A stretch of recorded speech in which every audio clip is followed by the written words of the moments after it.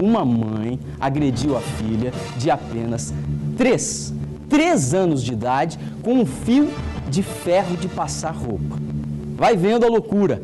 A denúncia dos maus tratos foi feita pela avó após notar os graves ferimentos pelo corpo da menina. Você vê agora na tela do balanço. As marcas estão pelos braços, costas, peito, barriga e até o rosto da criança ficou ferido. A avó da vítima afirma que as agressões contra a neta foram praticadas pela filha dela. Faz tempo que vem essas agressões. Faz muito tempo. Ela está com 3 anos. Já com 5 meses de vida, a criança já começou a ser agredida. A menina de apenas 3 anos de idade teria sido ferida por fios de metal. Os cabos foram apreendidos pela polícia depois que a agressão foi denunciada ao Conselho Tutelar. Este não teria sido o primeiro caso registrado contra a suspeita. Ela já perdeu a guarda de uma outra filha de 5 anos pelo mesmo motivo. Creio eu que seja pelo pai, né? O pai não dá pensão, não dá assistência e ela se revolta e acaba transferindo a raiva dela para as crianças. A suposta agressora admitiu perder o controle com as filhas, mas que tem dificuldades para explicar a origem deste comportamento. Existe uma explicação para você ter essa revolta com as crianças? Dificuldade. Que tipo de dificuldade? Mas é financeira.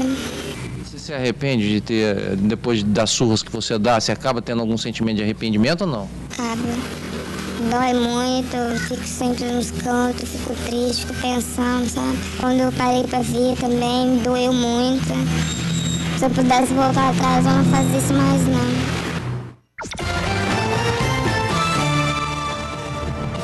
O conselheiro tutelar Ednei Rodrigues disse que hoje será realizado o exame de corpo de delito na criança. O resultado será encaminhado para a Polícia Civil, que investiga o caso. A família passará por atendimento no Centro Regional de Atenção aos Maus Tratos na Infância.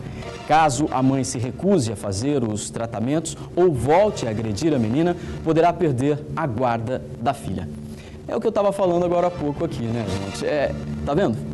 Falta atenção. Eu entendo a situação difícil dos pais, né? Que não é fácil, é importante que a gente deixe claro aqui, mas não pode alegar, né, dificuldades financeiras para agredir a criança, quer dizer, falta de diálogo. E olha, justamente para conversar sobre esse assunto, eu tenho a honra e o prazer de receber no estúdio a psicóloga Anita Lofrano e a delegada de defesa da mulher, Dalice Seron. Muito obrigado pela presença de vocês, muito boa tarde, é um prazer tê-las aqui. Obrigada pelo convite.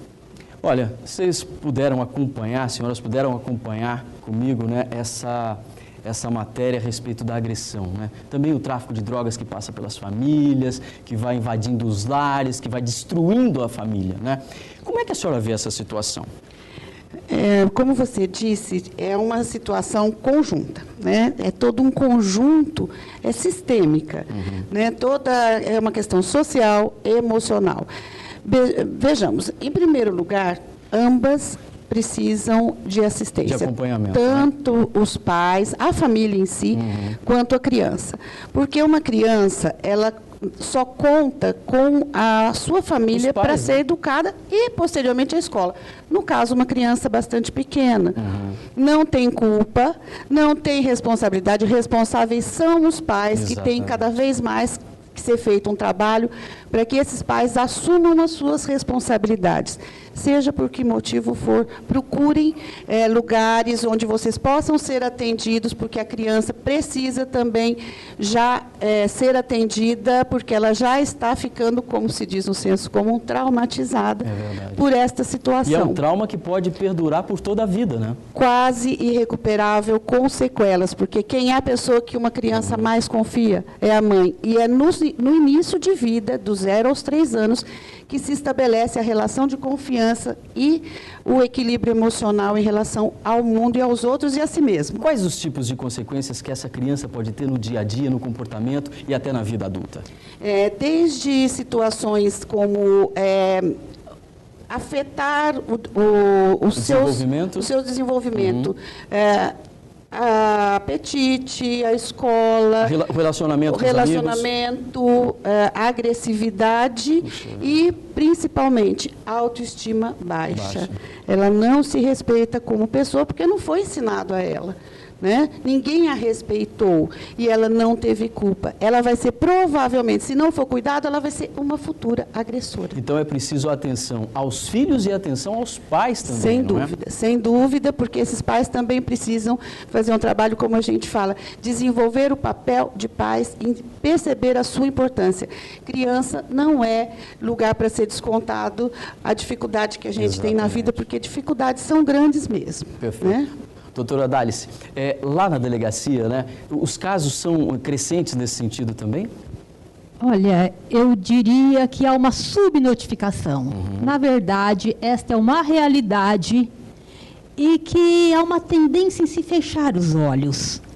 Até porque há uma falsa cultura que é através da violência que se corrige. E não é assim. E não é. Né? Mas, infelizmente, maus tratos é exceder dos meios de correção. Aí a gente não vê uma situação de correção, de disciplina. O que a gente vê é um desequilíbrio, a criança passa a ser o para-raio do desequilíbrio. Da mãe, né?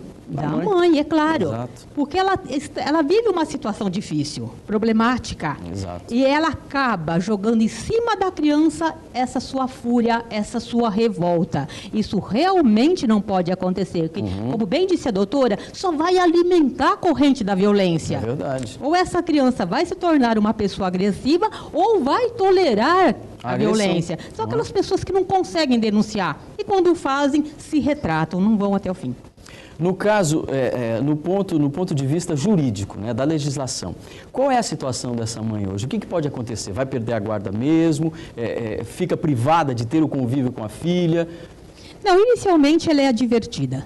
Ela responderá criminalmente, a pena é leve, certo? Mas não é bem por esse lado que deve ser atacado. Porque também separar a filha da mãe conscientização, a criança precisa da mãe. Fica mais complicado, né? É o amor, mas essa mulher tem que ser conscientizada que violência gera mágoa e mágoa leva ao distanciamento. É verdade. Depois, para estabelecer uma ponte de diálogo, vai ser muito difícil. Né? Muito difícil, muito difícil. Quase impossível. Quase impossível. É o que a gente estava dizendo, que isso pode perdurar para toda a vida e afetar demais a vida adulta, né? O rendimento na escola também da criança cai. Reduz sensivelmente. Então, começa a ter, como ela não tem condição de aprender, por quê? Porque quando você está confuso, não tem energia psíquica para aprender. Então, às vezes, as crianças são diagnosticadas das formas mais diferentes, porque elas têm dificuldade de aprendizagem e, na maioria das vezes, elas estão com dificuldade nas relações familiares. Então, é muito importante que seja observado tudo isso. E, realmente, essa criança, ela precisa de mãe. Não pode ser tirada nem no sentido de punição, porque aí serão duas punidas, né? A criança e a mãe. Precisa haver uma reconscientização, todo um trabalho bastante profundo, bastante intenso e receber muita atenção nesse sentido, chamar a responsabilidade da família e da mãe. Perfeito. Do pai também. Do pai também, também. Né? Doutora Dálice, a importância, mais uma vez, da denúncia, né? Realmente, eu gostaria de fazer uma pequena consideração. Perfeito. Você acabou de dizer sobre a questão da droga. Exato. Nos lares. Essa criança, não sendo amada, não tendo um vínculo com aquela que deveria protegê-la, e, no entanto, é a sua maior inimiga. Exato. Sabe, o primeiro chamamento por parte de um traficante, por parte de um drogado, por parte de um marginal, ela não pensará duas vezes. Ela vai se atirar aos braços desse indivíduo e a sua vida, imagina vocês como que será. Então, é muito importante que se faça a denúncia. Até, não digo no âmbito criminal, que, como eu bem disse, a pena é leve, até 1 ano. Mas para que haja esse trabalho de conscientização. É muito importante. Olha, muito obrigado pela participação de vocês aqui no Balanço Geral, explicando, né, orientando a população. Isso é fundamental por um assunto recorrente e gravíssimo que faz parte da nossa sociedade hoje, não é isso? Obrigada pelo convite. É muito importante a gente estar sempre chamando atenção para essa situação, porque essas crianças serão jovens daqui a alguns poucos anos. Porque a adolescência está ficando cada vez mais precoce e realmente sempre envolvida com essas situações de risco. Então, isso depende da família e da educação. A sociedade como um todo e a família principalmente.